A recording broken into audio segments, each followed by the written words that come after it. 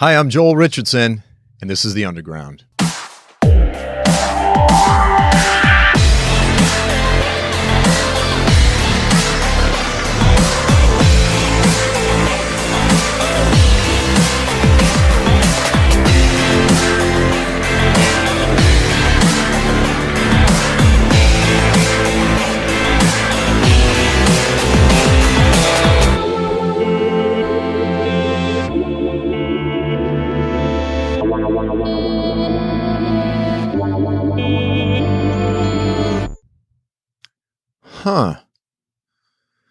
Wow.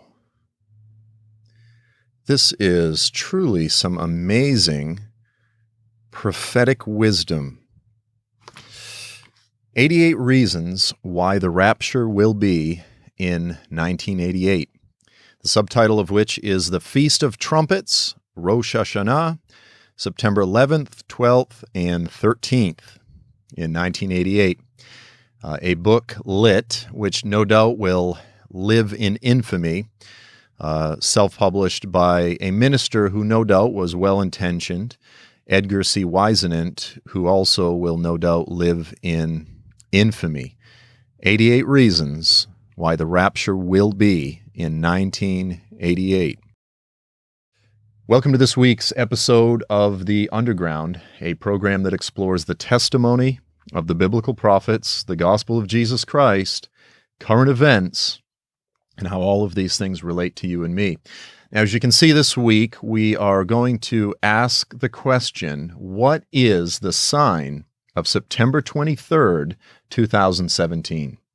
Now, if this is a question that you have not heard yet, then in all likelihood you will hear it over the next several months leading up to September 2017. This is a question that has been asked. It's a topic that has been discussed quite frequently over the past few months and even over the past few years in the prophecy sphere, if you will, on the various prophecy websites, on YouTube and this sort of thing. And so on this week's episode, I want to take some time to look at this claim. What is the sign of September 23rd, 2017? Is there any prophetic event that is going to happen during this time, and is this something that we should be paying attention to?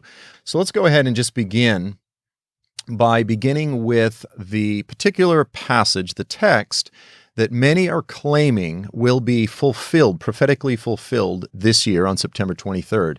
And of course, we're dealing with Revelation 12. Now, Revelation 12, of course, is a very symbolic passage, as many portions of Revelation are, of course. But it's a passage that many people are claiming, some teachers are claiming, and I want to be very clear here. In no way am I trying to criticize or berate anyone who has held to this, who believes this, who has been teaching this. I simply want to take some time to weigh this, to consider it carefully, because this is what we are commanded to do as Bereans. We have to weigh prophecies. We have to look at these things critically and ask ourselves, is this something that we need to be legitimately concerned with? Is this, in fact, a sign? So let's begin with the text in question, Revelation 12. It says, "A great sign appeared in heaven, a woman clothed with the sun and the moon under her feet, and on her head is a crown of 12 stars. And she was with child. She cried out, being in labor, in pain, about to give birth." Verse 3, "Then another sign appeared in heaven, and behold, a great red dragon, having 7 heads and 10 horns. And on his heads were 7 crowns," or 7 diadems. "And his tail swept away 1/3 of the stars of heaven and threw them to the earth. And the dragon stood before the woman who was about to give birth, so that when she gave birth, he might devour her child." And then let's look at verse 5. "And she gave birth to a son, a male child, who was to rule all the nations with a rod of iron. And her child was caught up to God and to his throne. Then the woman fled into the wilderness, where she had a place prepared by God, so that there she would be nourished for 1,260 days."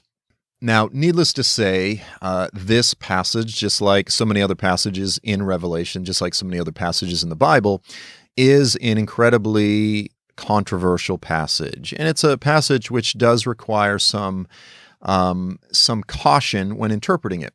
Now, first of all, the first issue that is most often debated by Christians is the question of who is the woman? Who is this woman who's pregnant? You have some that say the woman is Israel. You have others that say the woman is Mary. Roman Catholics often say this is a prophecy about Mary.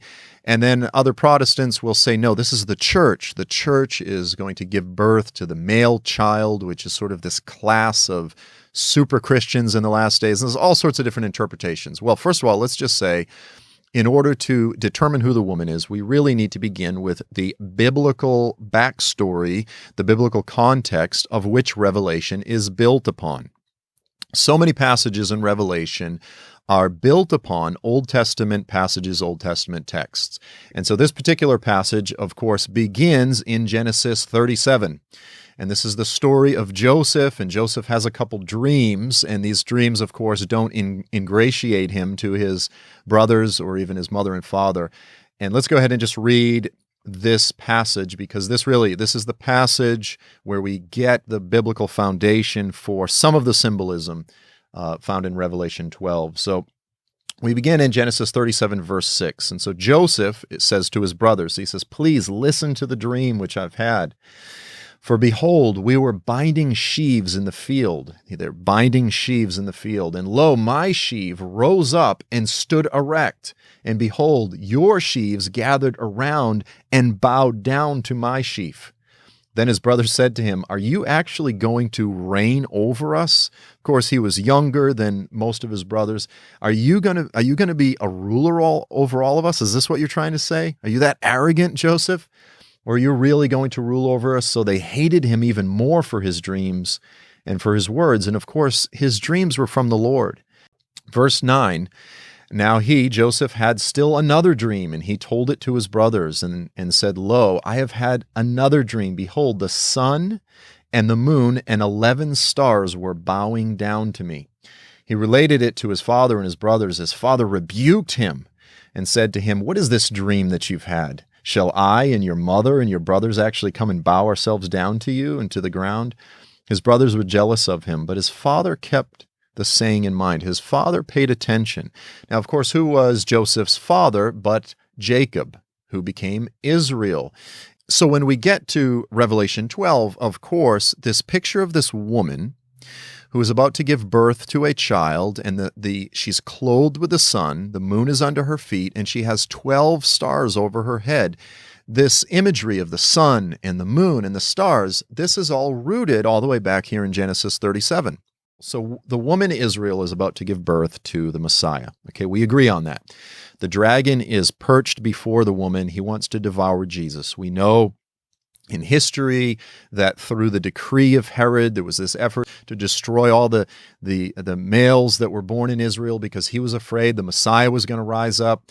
The Lord gave his father Joseph a dream. They fled to Egypt.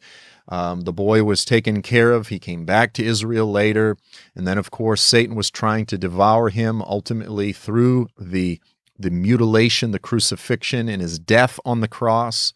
But of course, it was ultimately through the resurrection and the ascension that Jesus was delivered from the dragon. He is now seated at the right hand of the throne of God. He is seated at the right hand of the throne of God in heaven. Okay, so all of this has been fulfilled in history.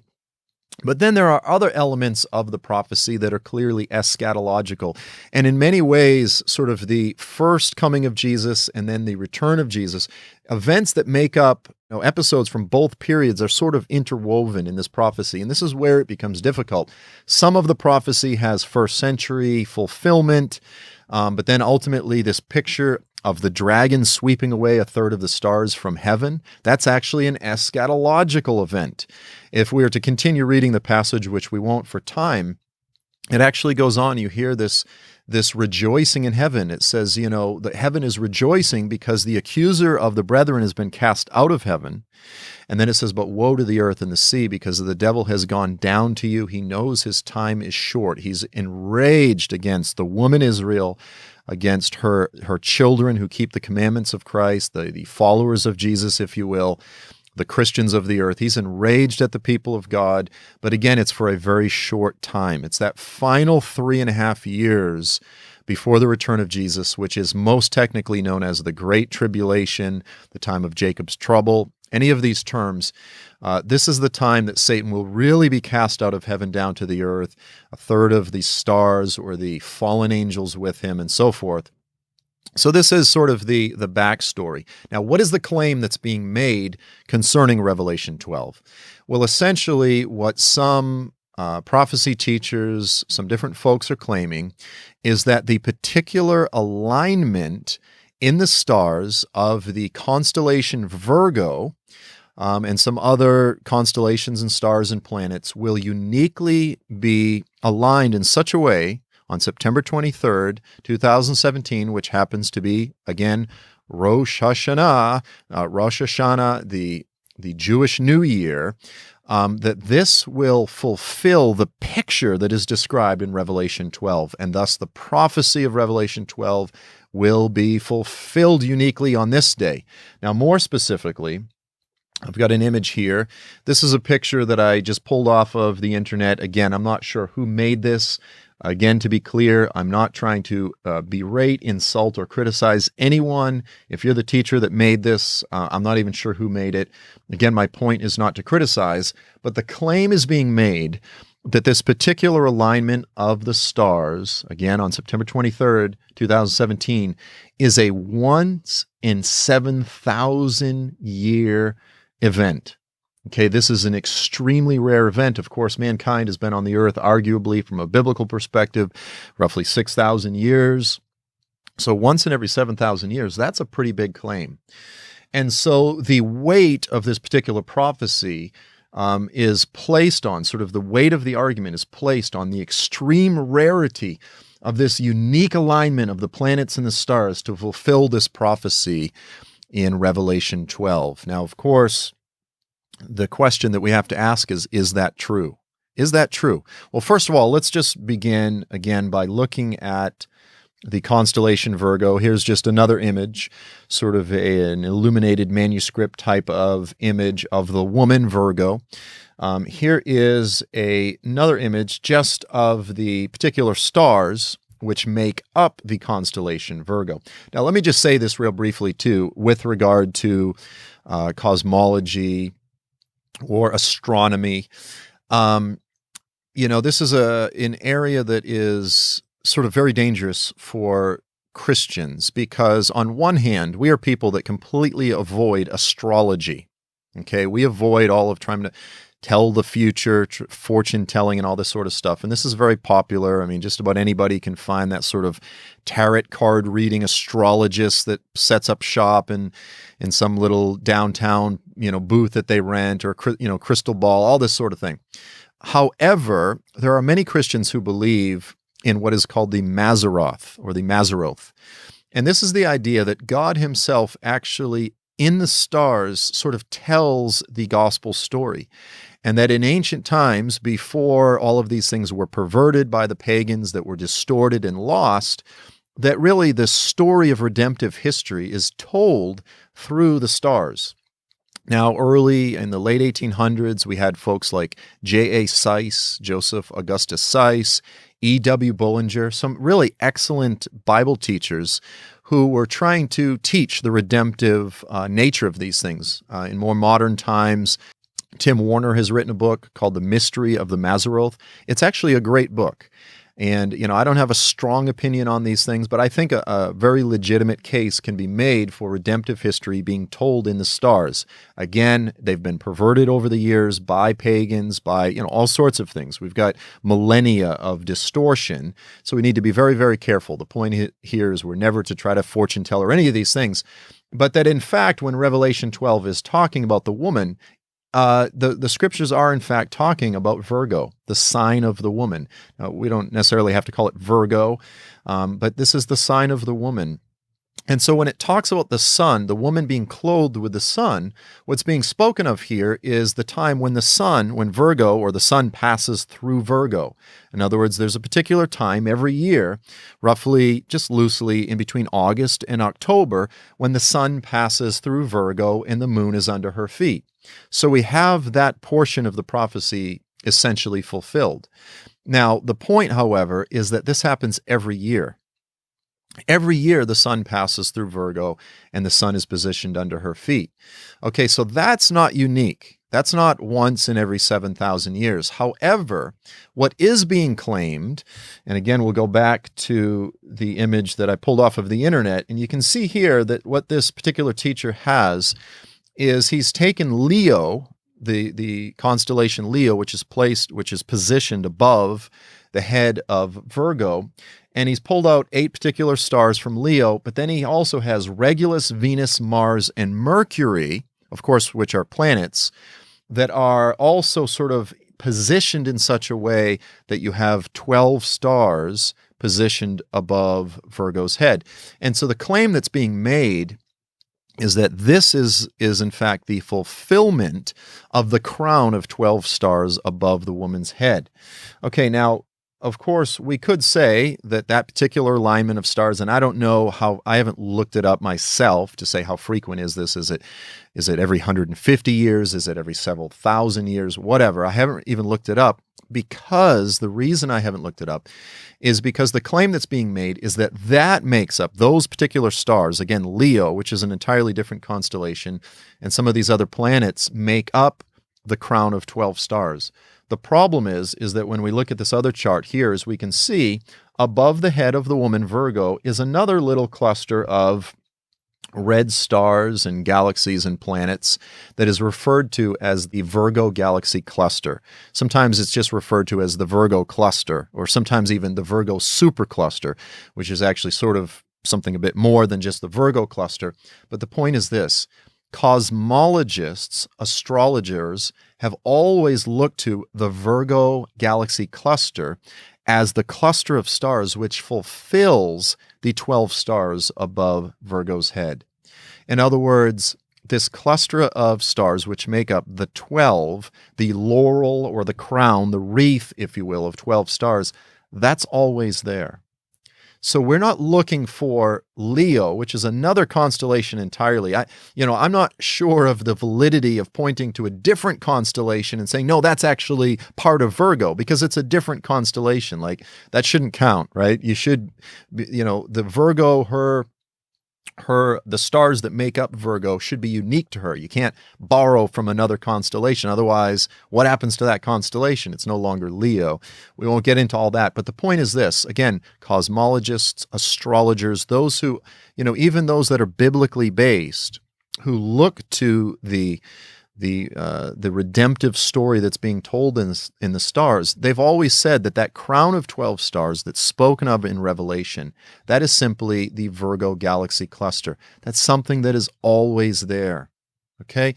So the point is this: when we really weigh the strengths of this claim, that this is some unique alignment of the stars that is uniquely to happen this year, and by the way, it is to happen when? It's to happen on Rosh Hashanah, the Jewish New Year. Now, a couple things that I want to say about that. First of all, isn't it interesting that that was the very claim that was made back in 1988, the fulfillment, the alignment of all the signs coming to fulfillment on Rosh Hashanah. And so many in the church were looking for the rapture in 1988. Well, here we are once again, coming up on Rosh Hashanah, and many people are asking, could this be the day of the rapture? Could this be the beginning of the final 7 years? Any of these things. So I just think it's interesting that it's the same date, the same holiday, if you will, or holy day, or it's not a holy day, that many are looking to. The other problem with Rosh Hashanah is that it's not a biblical holiday at all. It's not a biblical moedim. It's not a set-apart day that's mentioned in the Bible. In fact, it's more of a modern convention that marks what's often called the Jewish New Year, but it's not part of the biblical moedim. It's not the biblical New Year at all. Okay, I just want to take a few minutes briefly to watch the latest trailer, the new trailer for my latest book, Mystery Babylon, and then we'll be right back.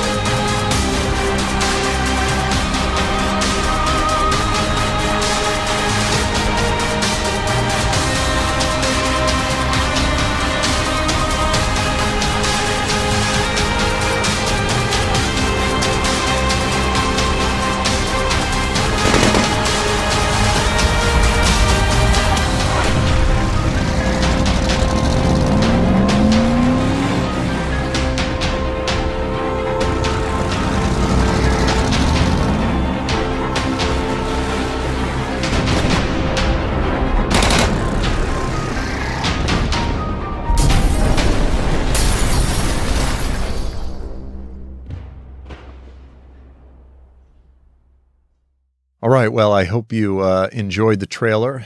Again, I think it makes it pretty clear where my particular interpretation lies. But the approach that I take in the book, Mystery Babylon, is essentially I break the book up into three parts. In the first section, I work through the text exegetically in a more thematic manner, with the principle underlying that if you go to a store and you're buying a pair of gloves, you buy a pair of gloves only if all 10 fingers fit.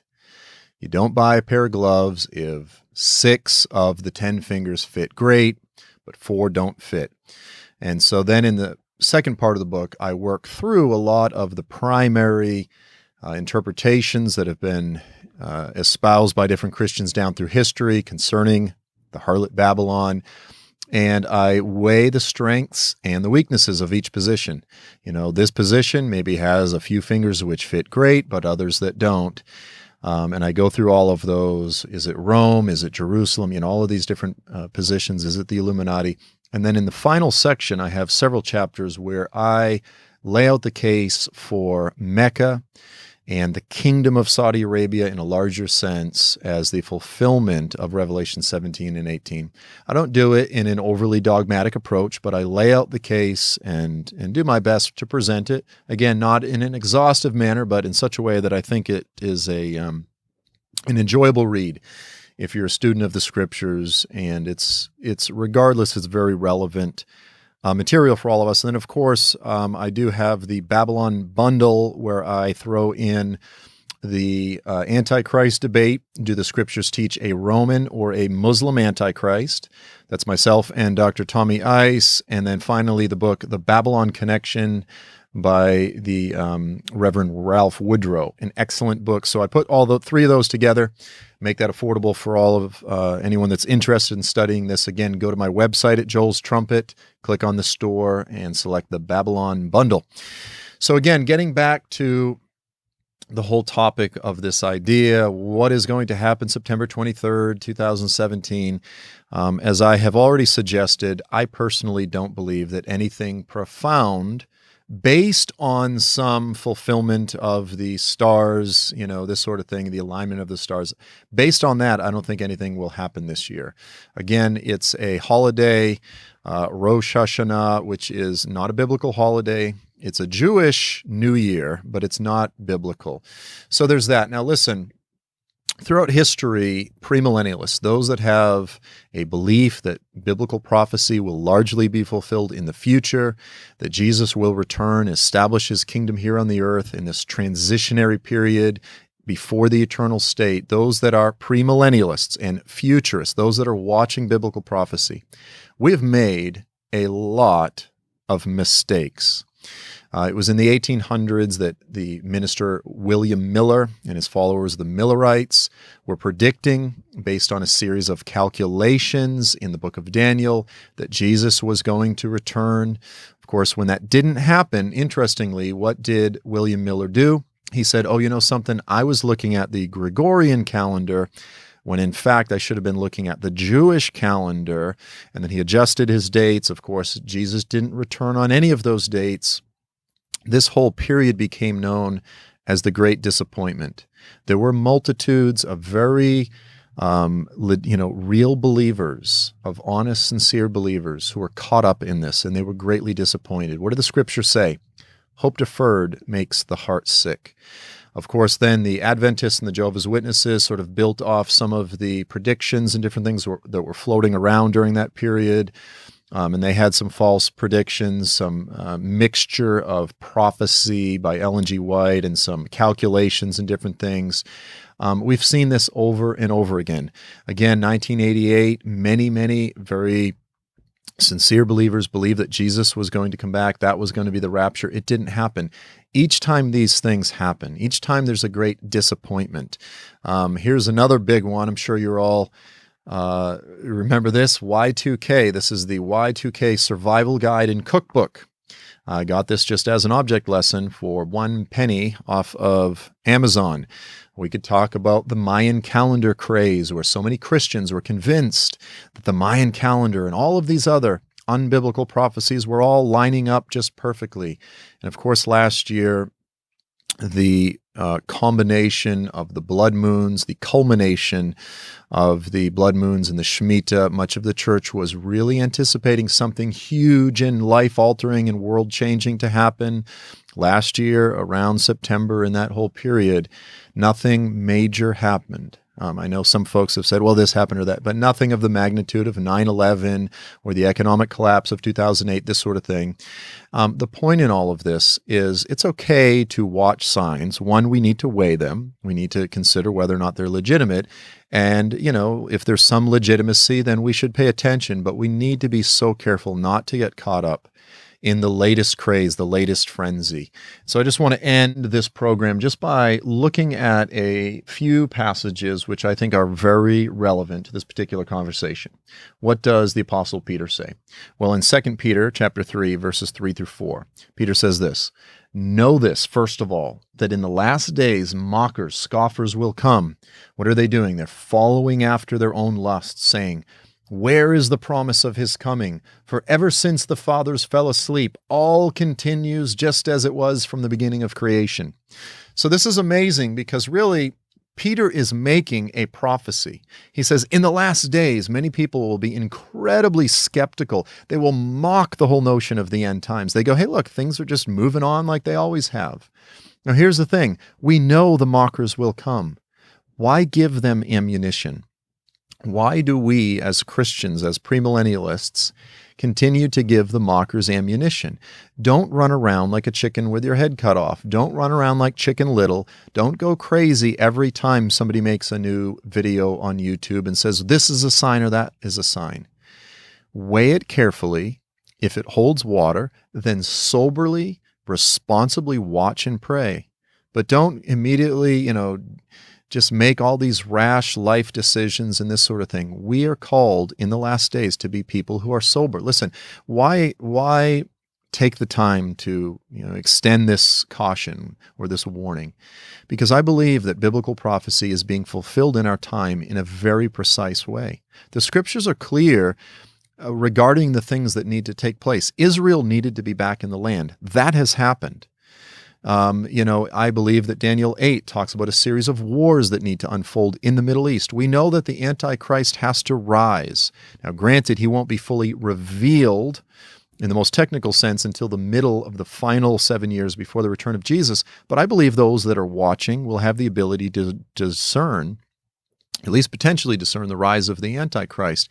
Then there needs to be the covenant, that which Isaiah refers to as the covenant with death that will be made between the Antichrist, this strengthening of a covenant or making a strong covenant, however we understand Daniel 9.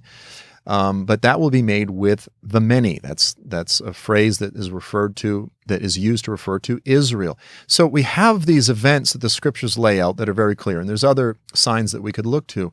Why are we always looking for calculations or signs in the stars or secret Bible codes, this sort of thing? When we have the clear Word of God made plain, why are we always looking for some esoteric secret sign? Now, I'm not saying that the Lord doesn't ever speak in any of those ways, but we need to be cautious. We need to be careful, and we need to focus and major on that which is clear. It's amazing. It's as though people get bored with that which the Lord has laid out, and they're looking for some extra crazy, unusual sign. Brothers and sisters, please, let's be sober. Let's be cautious. Let's be responsible. Amen? Amen. Listen, I hope that this was received well. I hope this word of caution was received well. We want to be watchful. We want to be alert, but we need to be sober. So listen, that's all the time that we have for this week. As always, I want to thank you so much for being with us. I look forward to seeing you next week. I'm Joel Richardson, and this is the End of the Night.